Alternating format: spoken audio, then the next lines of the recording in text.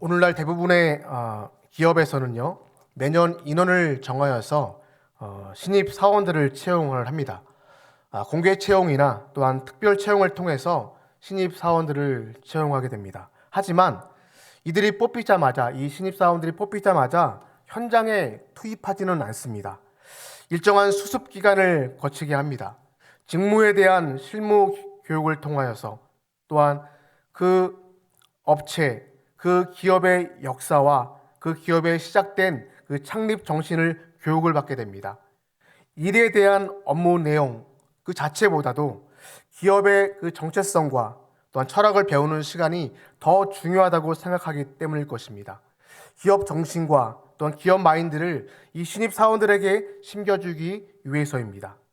그 기업이 어떠한 이념으로 시작되었고 지금까지 어떤 길을 걸어왔는지를 이 신입사원들이 숙지를 하고 배울 때 이제 그 기업의 일원으로서의 어떤 멤버십과 마음가짐을 새롭게 세워갈 수 있기 때문입니다.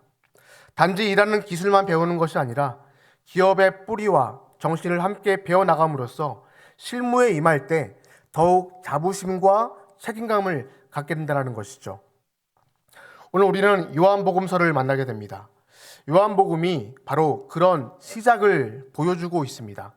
다른 복음서하고는 달리 다른 복음서에서는 예수님의 그 탄생과 사역을 중심으로 해서 기록되어져 있다면 요한복음은 한 걸음 더 들어가서 예수님의 본질과 존재 그 자체를 전하기 위해서 태초라는 그 단어를 통하여서 시작하여서 그 출발점에서 예수님을 소개하고 있습니다.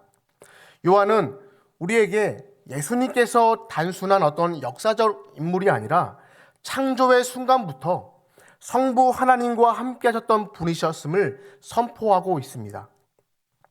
요한복음 1장 1절 말씀을 우리가 다시 한번 보겠습니다. 우리 함께 1장 1절 말씀 읽겠습니다. 시작. 태초에 말씀이 계시니라. 이 말씀이 하나님과 함께 계셨으니 이 말씀은 곧 하나님이시니라. 여기서 말씀하고 있는 말씀은 어떤 단순한 언어나 소리가 아닙니다. 살아계신 인격으로 존재하시는 로고스, 곧 예수 그리스도를 의미하고 있습니다. 2절 말씀에서는 그 말씀을 어떻게 표현하고 있는지 보여주고 있는데 우리 2절 말씀 우리 함께 다시 한번 읽겠습니다. 시작. 그가 태초에 하나님과 함께 계셨고, 그가 태초에 하나님과 함께 계셨고, 그라고 이 인칭으로 표현하면서 지금 그가 태초에 하나님과 함께 계셨다라고 그렇게 밝히고 있는 것이죠. 곧 예수님께서는 창조 이전부터 존재하셨다. 창조 이전부터 존재하신 분으로서 하나님과 함께 계셨던 동일한 본질의 하나님이셨음을 확증하는 그러한 말씀인 것이죠. 이 고백은 사실 놀라운 고백이 아닐 수 없다라는 것입니다. 이 놀라운 고백은 예수님의 어떤 사역과 어떤 십자가, 부활의 사건을 완전히 새로운 시각으로 바라보게 만드는 인생이 할 수 있는 고백 가운데 최고의 고백이라고 말씀드릴 수 있는 것입니다. 단지 고난받는 한 인간의 이야기가 아니라 창조부터 함께 하신 그 하나님께서 친히 인류의 죄를 짊어지시기 위해 육신을 입고 인간의 몸을 입고 이 땅에 오셨다는 것을 선언하고 있다는 것입니다. 우리는 삼위일체 하나님을 믿음의 내용으로 받았고 그 삼위일체 하나님을 고백을 합니다. 그러나 이 삼위 하나님을 이해할 때에 어떤 계급순이나 어떤 서열로서 수직관계의 성부 하나님, 성자 하나님, 성령 하나님으로 이해하는 것을 이해해서는 안 된다는 것이죠. 하나님이 가장 위에 계시고 예수님이 그 아래 계시고 성령님은 그 아래에 있는 어떤 위계의 서열순이 아니라는 것이죠. 아버지 하나님, 아들 예수님, 성령 하나님은 본질상 동일하신 분이며 창조에 함께하신 전능하신 하나님이시다라는 것을 요한복음 1장 서두에서 먼저 밝히고 있다는 것입니다. 다시 말해서 동일 본질이신 성자이신 그분께서, 예수 그리스도께서 세상을 구원하시기 위해서, 택하신 백성들을 구원하시기 위해서 육신을 입고 인간의 몸으로 이 땅에 오신 것이다 라고 말씀하고 있는 것이죠. 요한은 이어서 예수님의 사역을 이렇게 표현하고 있습니다. 4절 말씀 우리 같이 읽겠습니다. 4절 시작. 그 안에 생명이 있었으니 이 생명은 사람들의 빛이라. 이 생명은 사람들의 빛이라. 예수님의 존재 자체가 생명이시다라고 지금 말씀합니다. 그 생명은 어둠을 밝히는 빛으로 나타나셨습니다. 예수님께서 이 땅에 오셔서 전하신 말씀은 어떤 단순한 어떤 가르침이 아니라, 성인들 중에 한 사람으로서의 어떤 가르침이 아니라, 죽은 영혼을 살리고 생기를 불어넣는 능력의 말씀이었다라는 것이죠. 당시에 율법과 전통에 눌려서 영적으로 죽어가던 이 백성들에게 예수님의 말씀은 해방과 살려내는 빛이 되었습니다.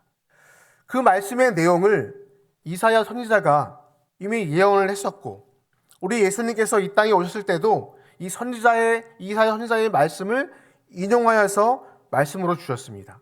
우리 함께 확인해 보겠는데요. 이사야 61장 1절에서 2절 말씀 같이 읽겠습니다. 시작. 주 여호와의 영이 내게 내리셨으니 이는 여호와께서 내게 기름을 부으사 가난한 자에게 아름다운 소식을 전하게 하려 하심이라. 나를 보내사 마음이 상한 자를 고치며 포로된 자에게 자유를, 갇힌 자에게 노임을 선포하며. 2절. 여호와의 은혜의 해와 우리 하나님의 보복의 날을 선포하여 모든 슬픈 자의 위로하되. 자, 그리고 누가복음에서 4장 18절 19절 같이 읽겠습니다. 시작. 주의 성령이 내게 임하셨으니 이는 가난한 자에게 복음을 전하게 하시려고 내게 기름을 부으시고 나를 보내사 포로된 자에게 자유를, 눈먼 자에게 다시 보게 함을 전파하며 눌린 자를 자유롭게 하고 주의 은혜를 전파하게 하려 하심이라 하였도다. 네.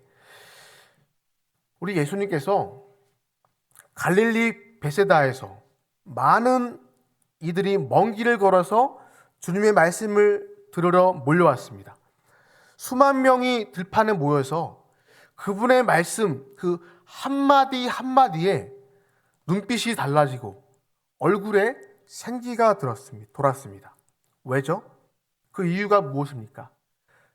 그 주님의 말씀 속에 뭐가 있었기 때문일까요? 생명이 있었기 때문이었습니다. 주님의 말씀 속에 생명이 있었기 때문이죠. 그 생명이 그들의 메마른 심령을 깨웠고 잃어버린 소망을 되살리게 되었다는 것이죠. 여러분, 심지어 어떤 일이 일어났습니까? 죽은 사람도 예수님의 말씀 앞에서 살아났습니다. 나사로의 무덤 앞에서 예수님께서 나사로야 나오라 말씀하시니 주님의 그 외침에 죽은 자가 걸어 나왔습니다. 나인성 가부의 죽은 아들도 청년아 일어나라 라고 주님의 말씀에 다시 생명을 얻었습니다. 때문에 예수님의 말씀은 곧 빛이셨습니다. 그 빛이 비치자 어둠이 물러갔습니다. 여기서 어둠은 단순한 밤이 아닙니다. 어둠은요, 죄의 권세요, 악의 세력입니다.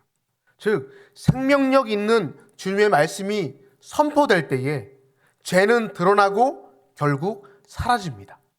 결국 어둠은 물러가게 되었고 새로운 삶이 시작된다는 것이죠.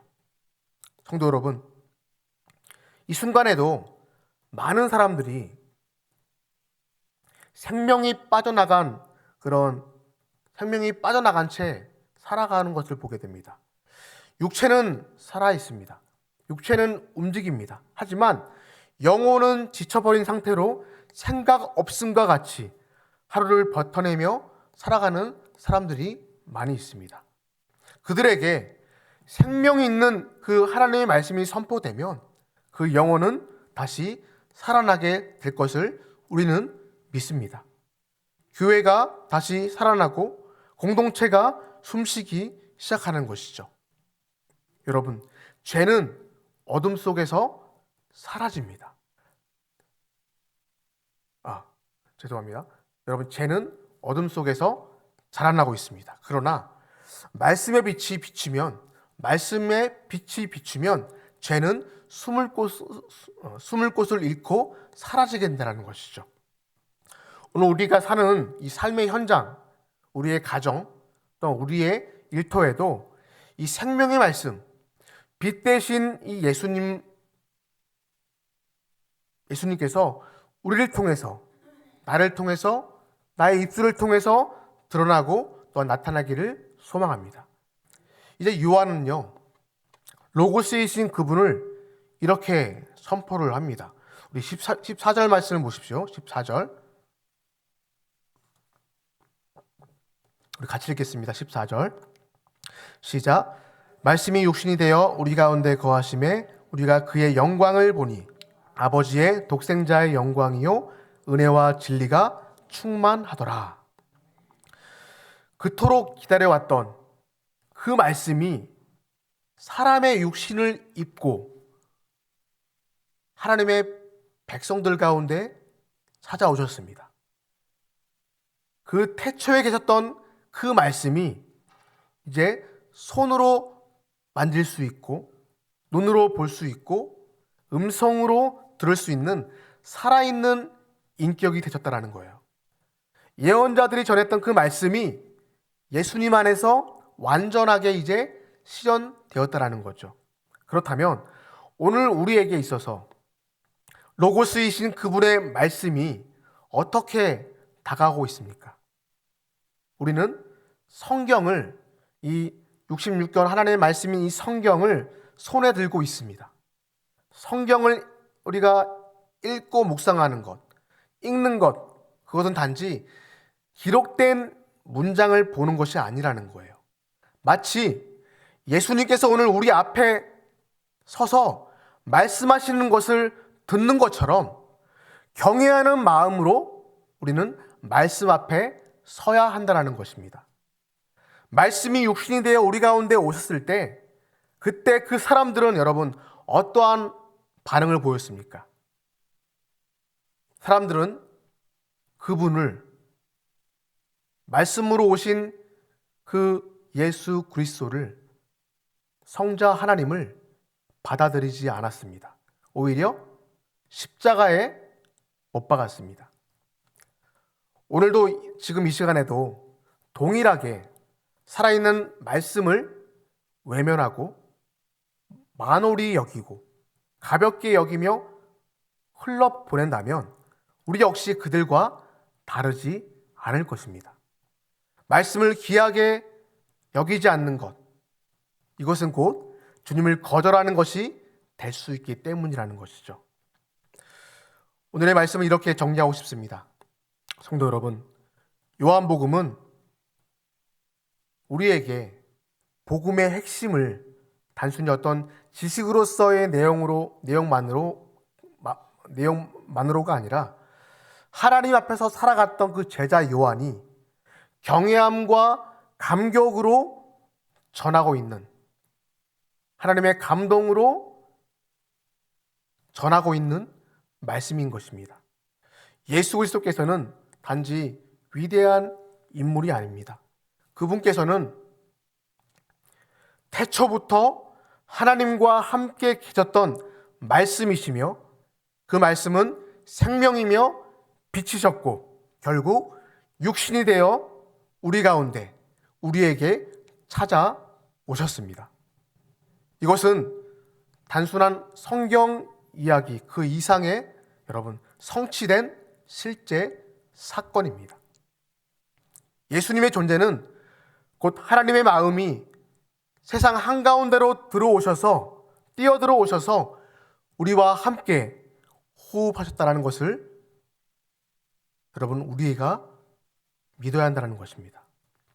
그리고 그 말씀은 지금도 살아 역사하시며 우리의 마음을 밝히고 계시고 죄의 어둠을 몰아내시고 영혼을 소생케 하는 그러한 능력이 있음을 우리는 고백하는 것입니다.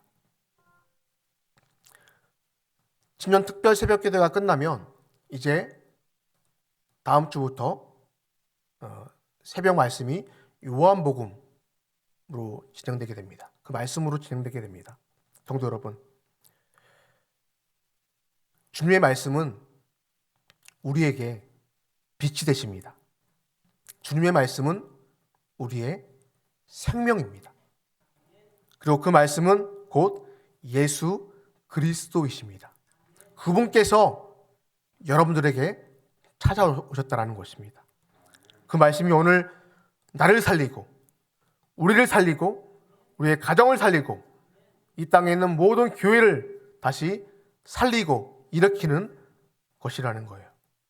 아무쪼록 이 수요 저녁 예배를 통하여서 그 생명과 빛 되신 예수님을 마음 깊이 모시어서 그 말씀을 삶으로 살아내는 그러한 저와 여러분 되시기를 주의 이름으로 소망합니다. 우리 찬양하겠습니다.